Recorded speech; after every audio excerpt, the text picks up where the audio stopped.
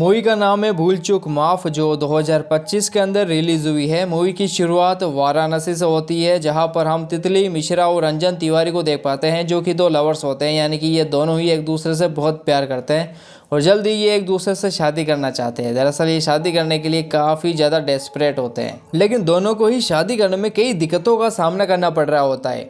दरअसल तितली के जो पापा है, जिनका नाम बिरज मोहन मिश्रा है, वो नहीं चाहते हैं कि उनकी बेटी रंजन तिवारी से शादी करे, क्योंकि रंजन के पास ना तो कोई नौकरी है, ना ही वो कोई काम धंधा करता है। और बिरज मोहन मिश्रा सिर्फ अपनी बेटी की शादी उसी लड़के के साथ कराना चाहते हैं जिसकी नौकरी लगी हो, यानी कि वो नौकरी करता हो। और नौकरी भी कोई प्राइवेट नौकरी नहीं होनी चाहिए, बल्कि सरकारी होनी चाहिए।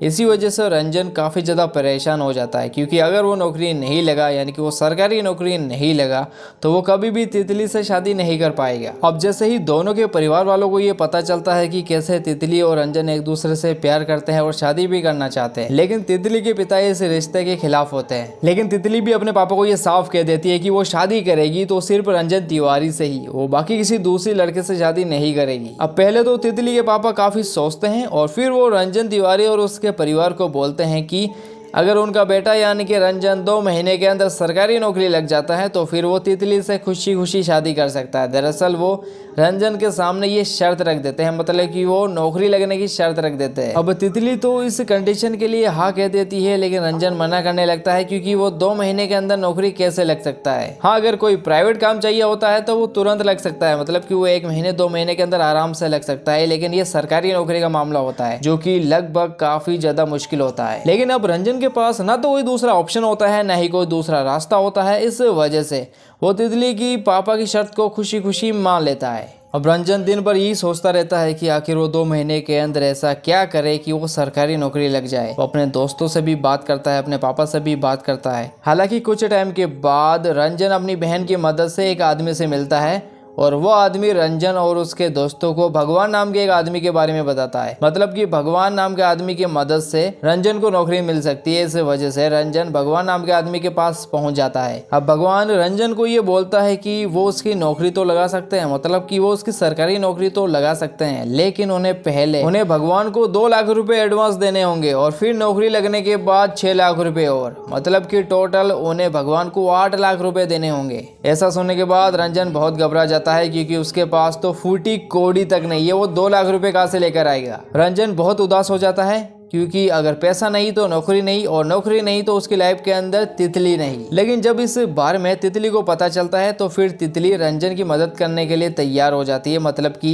रंजन तितली से मदद मांगता है, वो पैसों की मदद मांगता है, क्योंकि इकलौती वही शख्स होती है जो कि पैसों का इंतजाम कर सकती है। इस वजह से फिर तितली अपनी माँ के गहनों को एक ज्वेलरी शॉप पर गिरवी रख देती है और 2 लाख रुपए ले लेती है। जिसके बाद रंजन वो 2 लाख रुपए लेकर भगवान के ऑफिस में पहुंच जाता है और उसे दे देता है। और फिर क्या, कुछ दिनों के बाद ही रंजन की नौकरी लग जाती है, यानी कि अब उसकी शादी फिक्स हो जाती है। उसकी लाइफ के अंदर अब तितली आकर ही रहेगी। नौकरी के बारे में तुरंत ही रंजन अपने परिवार को बता देता है, यहाँ तक कि तितली के परिवार वालों को भी पता चल जाता है। इस वजह से वे शादी की तारीख भी फिक्स कर लेते हैं और शादी की तारीख 30 तारीख रखते हैं। अब रंजन और तितली बहुत खुश हो जाते हैं, क्योंकि अब फाइनली उनकी शादी होने जा रही है। 29 तारीख को उनकी हल्दी सेरेमनी रखी जाती है। दोनों को हल्दी लगाई जाती है, मेहंदी लगाई जाती है, बड़े ही धूमधाम से। चारों तरफ खुशी का माहौल होता है। रंजन और तितली तो सबसे ज्यादा खुश होते हैं, और रंजन तो बहुत ज्यादा एक्साइटेड होता है, क्योंकि अगले दिन यानी कि 30 तारीख को उसकी शादी होने वाली है। अब 29 तारीख को हल्दी तो हो जाती है, लेकिन जब अगले दिन रंजन उठता है तो उसे पता चलता है कि वो वापस उसी दिन में आ चुका है, मतलब कि वो 29 तारीख को ही आ चुका है जिस दिन उसे हल्दी हुई थी। और ये चीज उसके साथ बार बार होना शुरू हो जाती है, मतलब कि वो 29 तारीख के दिन को ही जी रहा होता है, वो भी बार बार लगातार। इस वजह से रंजन काफी ज्यादा परेशान हो जाता है और वो सोचने लगता है कि आखिर वो 29 तारीख को ही क्यों जाग रहा है और उसके साथ बार बार हल्दी सेरेमनी क्यों हो रही है, मतलब कि बार बार उसे हल्दी क्यों लगाई जा रही है। रंजन बौखला जाता है, वो थोड़ा पागल सा होने लगता है, उसे गुस्सा आ रहा होता है। वो सभी से आज की तारीख पूछता है, सभी उसे बताते हैं कि आज 29 तारीख है, लेकिन रंजन उन्हें बोलता है कि आज 29 नहीं 30 तारीख है, आज तो उसकी शादी होने वाली है। हालांकि सभी उसे समझाते हैं कि ऐसा कुछ भी नहीं है, आज 29 तारीख ही है, आज उसकी हल्दी का दिन है, आज उसे हल्दी लगाई जाने वाली है। रंजन बहुत परेशान हो जाता है, वो अपने दोस्तों को, तितली को, सभी को समझाने की कोशिश करता है कि आज 29 तारीख नहीं, आज उसकी शादी का दिन है, लेकिन सभी को ऐसा लग रहा होता है कि रंजन की सटक गई है। आज तो 29 तारीख ही है और कल 30 है, कल उनकी शादी है, आज नहीं। काफ़ी दिन निकल जाते हैं। हर दिन 29 तारीख ही आ रही होती है, रंजन उड़ता है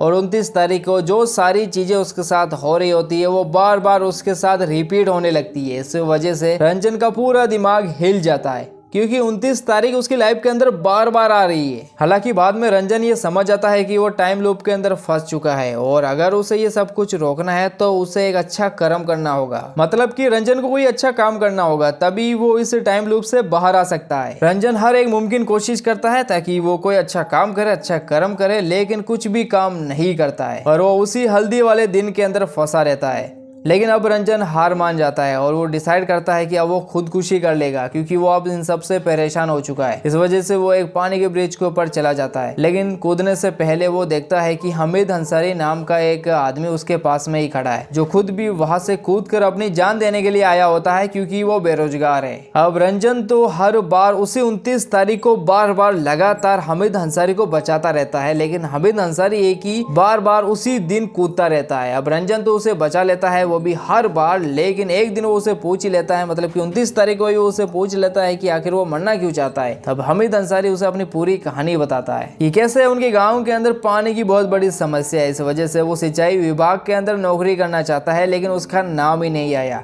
और बाद में रंजन को यह पता चलता है कि जिस कैंडिडेट की नौकरी रंजन को दी गई है, मतलब कि भगवान ने पैसे लेकर, रंजन से पैसे लेकर जिस कैंडिडेट की नौकरी उसे दी है वो और कोई नहीं बल्कि हमीद अंसारी ही है। और ये सब कुछ पता चलने के बाद रंजन को बहुत बुरा लगता है और इसी कारण की वजह से रंजन टाइम लूप के अंदर फंसा हुआ है। और अगर अब रंजन अंसारी को उसकी नौकरी वापस देकर अच्छा कर्म कर देता है तो वो उस टाइम लूप से बाहर आ जाएगा, लेकिन ऐसा कर दिया तो फिर वो तितली से कभी भी शादी नहीं कर पाएगा, उसकी शादी कैंसिल हो जाएगी। अब टाइम लूप तो वैसा का वैसा ही रहता है और अंसारी हर दिन बार बार लगातार सुसाइड कर रहा होता है। रंजन उसे हर दिन बचाने की अपनी पूरी कोशिश करता है, लेकिन अंसारी एक ही बार बार लगातार सुसाइड करता ही रहता है। रंजन उसे बहुत समझाता भी है और कई दूसरा और काम करने के लिए कहता है, लेकिन सिर्फ अंसारी सुसाइड करने पर ही तुला होता है। अब ऐसे अंसारी दूसरे भी कोई काम कर सकता है, लेकिन रंजन को इस बारे में पता नहीं होता है कि आखिर अंसारी सरकारी नौकरी ही क्यों करना चाहता है, वो सिंचाई विभाग के अंदर ही काम क्यों करना चाहता है। हालांकि फिर बाद में जाकर रंजन को यह पता चलता है कि अंसारी तो अपने गाँव वालों की मदद करना चाहता है, उनकी पानी की समस्या को दूर करना चाहता है और करप्शन हटाना चाहता है, मतलब कि भ्रष्टाचार की वजह से ही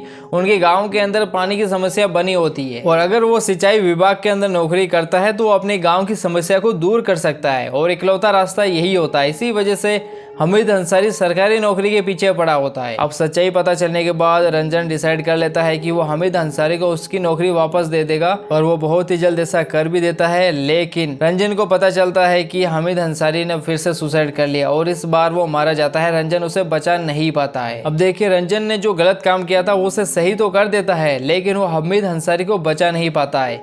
अब टाइम लूप तो टूट जाता है, मतलब कि समय आगे बढ़ जाता है। 30 तारीख आ जाती है, यानी कि रंजन की शादी का दिन आ जाता है। अब क्योंकि रंजन और तितली की शादी है, इस वजह से दोनों के ही परिवार वाले बहुत खुश होते हैं। लेकिन बाद में उन्हें ये पता चल जाता है कि रंजन के पास कोई नौकरी नहीं है, मतलब कि उसने नौकरी छोड़ दी है। इसलिए सब रंजन पर बहुत गुस्सा करने लगते हैं, उसे बुरा भला कहने लगते हैं, उसे क्रिटिसाइज करने लगते हैं। यहाँ तक भी तितली भी उसे बहुत कुछ सुना देती है। रंजन बस खड़ा खड़ा चुपचाप सबकी बातें सुनता रहता है। हालांकि कुछ टाइम के बाद वहाँ पर भगवान आते हैं, मतलब कि जिस आदमी ने रंजन की नौकरी लगवाई वो वहाँ पर आ जाता है और सबको सच बताता है कि कैसे रंजन ने अपनी नौकरी हमीद अंसारी नाम के एक आदमी को दे दी। मतलब कि वो एक्चुअल में उसकी ही नौकरी थी, लेकिन रंजन चाहता तो वो नौकरी ले सकता था, लेकिन उसने ऐसा नहीं किया और उस अंसारी को अपनी नौकरी वापस दे दी। इस टाइम के अंदर सब लोग अपनी सोचते हैं, लेकिन रंजन ने ऐसा नहीं किया, उसने दूसरे के बारे में सोचा और आज के समय के अंदर ऐसा बहुत कम लोग करते हैं। अब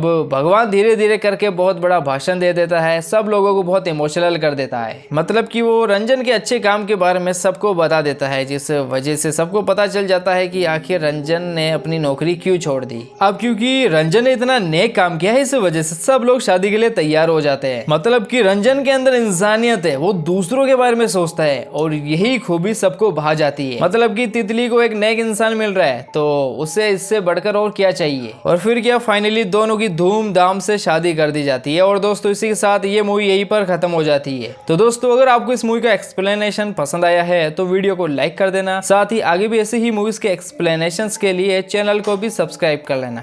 तो मिलते हैं जल्दी अगली वीडियो में, तब तक के लिए टेक केयर एंड बाय।